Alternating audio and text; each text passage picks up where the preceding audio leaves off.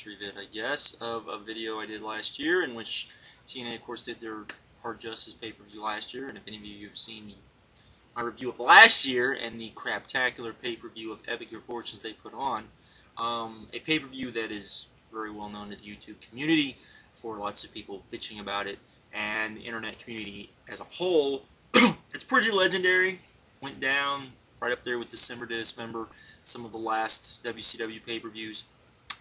Bad, folks, for those of you that never saw it.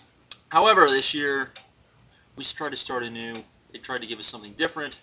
TNA's Hard Justice. Now, they tried to make this mean a little something, and a lot of people kind of complained about this because it seemed like they were doing everything like gimmick matches, and it was going to be, you know, the gimmick match pay-per-view, similar to what, you know, WWE does with One Night Stand. I would argue, how can you tell the difference between, you know, in TNA, really? I'm not saying that to be cute. I'm saying that realistically. If you were to ask me how I would do this, I think the way to do this, since it's Hard Justice, is if you want to give every match a stipulation, give every match a stipulation where the loser has to do something.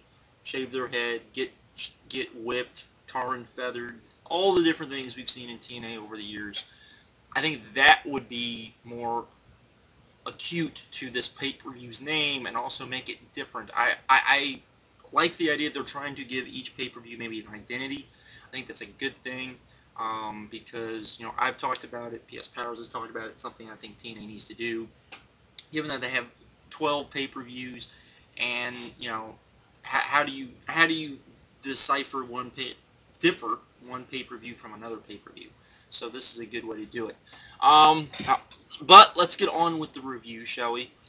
First match of the night, opening match, good opening match. Petey Williams versus Consequences Creed. You could argue if Consequences Creed really should be in this spot or not, particularly with the outcome of the match. You know, the Sheik got involved at the end of the match and cost Consequences Creed the match. This was a very good match, though, up until that point. And then the involvement hurt it, made it a little too just TNA, if you could say that, and just didn't really work too well for me up at that point, because for what happened at the end, I definitely think you could have done that on Impact, and I think it would have had much more meaning because more people would have seen it. So that would be my argument with that. That's what I think they needed to do there. Overall, though, this was a good 3 stars, good opening match, good stuff. It's the type of match I always say I think TNA needs to do with the X Division. Just good stuff in my opinion. Next we had the women's match, the women's 6-man tag, the Beautiful People with Awesome Kong versus Tyler Wilde, Gail, Kim, and ODB. This was okay. It was kind of hit and miss there. I am not a Tyler Wilde fan. I know some people say that she's growing on them. I still think it hurts the division, her having the title. You know, Awesome Kong or ODB should be the two that should have the title, in my opinion. One of those two. If you want a face to have the title, give it to ODB. If you want a heel to have it, you know, give it to Awesome Kong. Everyone's sort of complained about this. That one of the reasons why the Knockouts division worked was because you had a dominant champion in Awesome Kong. You had someone who was a legitimate monster as champion, and then you had the others who you could take seriously or not take seriously. So, you know, that's all good and said, but this was okay. I didn't agree with who went over. I try not to give out spoilers on these reviews, but I didn't like that. But it was an okay match. Nothing horrible. It's 2.5 stars. Next we had LAX versus Beer Money, with the sort of storyline going that Homicide was injured. They sold the injury very well during the match. This was a very good match. Good tag team match. Probably went a little long, excuse me, in my opinion.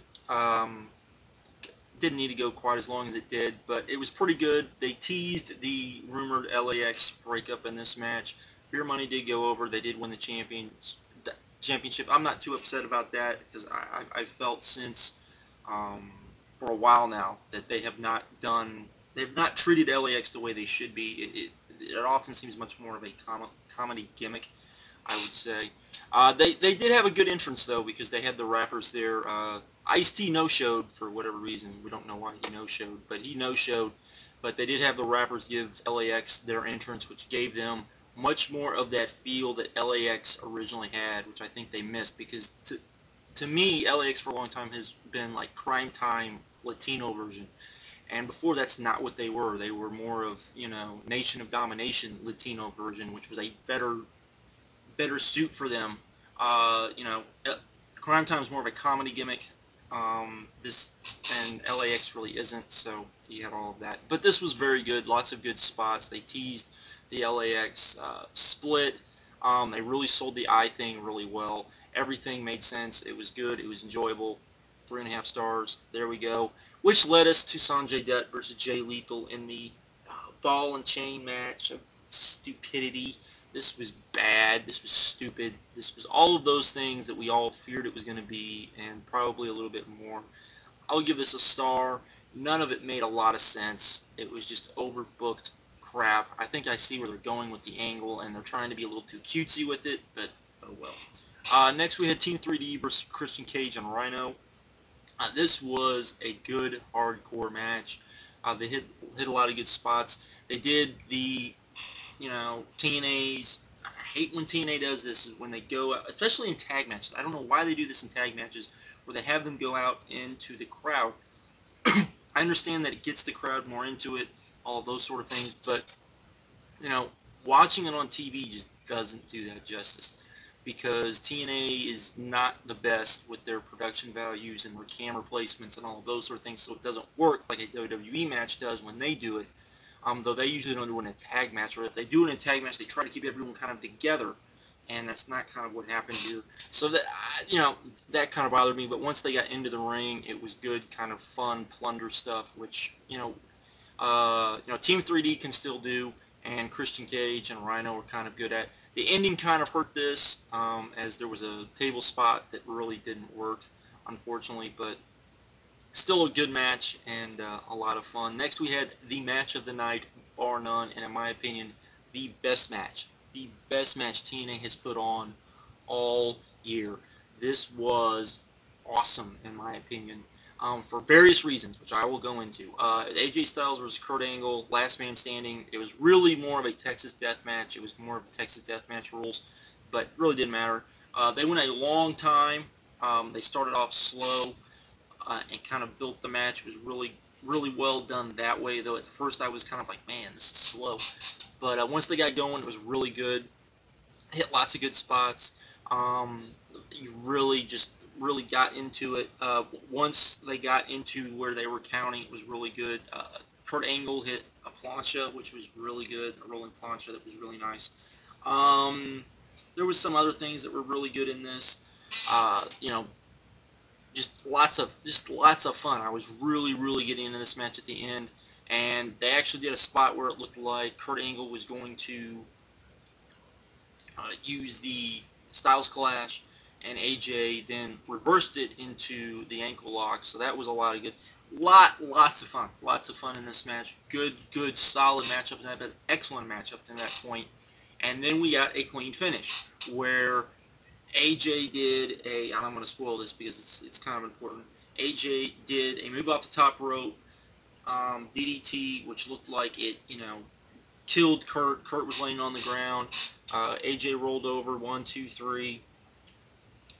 They did the 10 count. AJ wins. Kurt's still laying there. They call the paramedics and everybody out. Kurt's still laying there. Everyone's kind of hushed because, ooh, is this real? Is it not? Is it this? Is it that?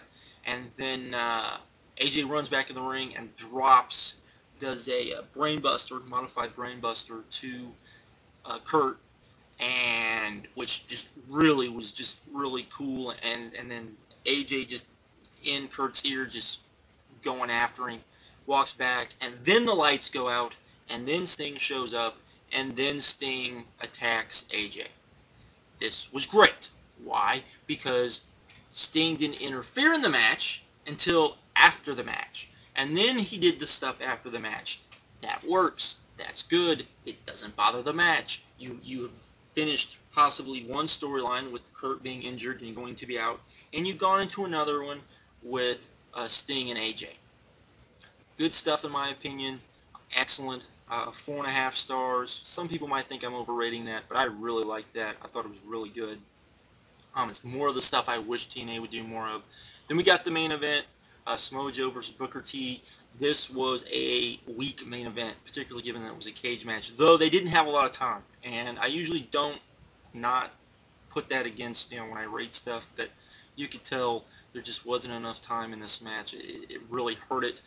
There was definitely a lot of stuff on the undercard of this, which definitely could have not been on there and could have given them more time. It's kind of strange. But they only had maybe 15 minutes, I would say, maybe, to go out there and do their thing, and I really think they needed more with that, with the feud and everything that happened and everything. But again, the ending of this was very good, and this was an okay match, even though it was a cage, and it was just kind of okay, given that it was a cage match. But the ending really helped this, because of the ending. I'm gonna spoil this again. The ending, lights went out. You're thinking Sting's gonna drop down, and it wasn't Sting. Joe's sitting there, and he has a guitar in his hand, and he bashes Booker T over the head with it. Very similar to somewhat into what I came up with when I was talking about some of my fantasy booking, with kind of Joe going against Jeff Jarrett. Looks like we're going to get Jeff Jarrett versus Booker T, which I don't mind. I actually, in my mind, had that for Bound for Glory, that match. I think that would be a good old school match, so I have no problems with that. But still, the match was just good. It wasn't great, and it was just a solid good match. 3 stars, very underperforming match, but I really do feel that it was more of a time issue, and because the guys didn't know they had enough time, they kind of were on cruise control. But you definitely could tell these two could have had a much better match. You could just feel it all going in. Overall, though, I thought this was one of the... I think this is definitely the best pay-per-view I have seen since Bound for Glory last year, and I actually recommend this pay-per-view. I'm going to give it an 8.0. That's probably going to be a bit overrating it in a lot of people's eyes. I understand that, but this is a pay-per-view that I think you can watch, you can enjoy. I think the storytelling elements, even though, you know, the booking was just kind of there, still wasn't as good as it could have been. You had one bad match on there, but everything else was good, or was, you know, was okay, and when I say okay, pretty good okay, to great. The AJ Styles Kurt Angle match is an excellent match, and it's one of those matches where, you know, sometimes I'll rate things 4.5. I don't think you necessarily have to see the whole show, but I think you do have to see the whole show. I think they booked a very good show throughout this, the Sting stuff and all of that, so I think it's a good show, and I definitely would say, I think it was a great show, actually. And for that reason, I would definitely recommend anybody to get it. I'll give it a solid 8, even though the main event was a little weak. But I think it's a main event that, even though the weak, I think the ending of the match you kind of have to see, because I think it worked very well. So there you go. For all the people that think I just hate on TNA all the time, see, I'm giving them props, and I'm probably overrating it far more than a lot of other people are. But hey, that's me. I'm out. Check you later.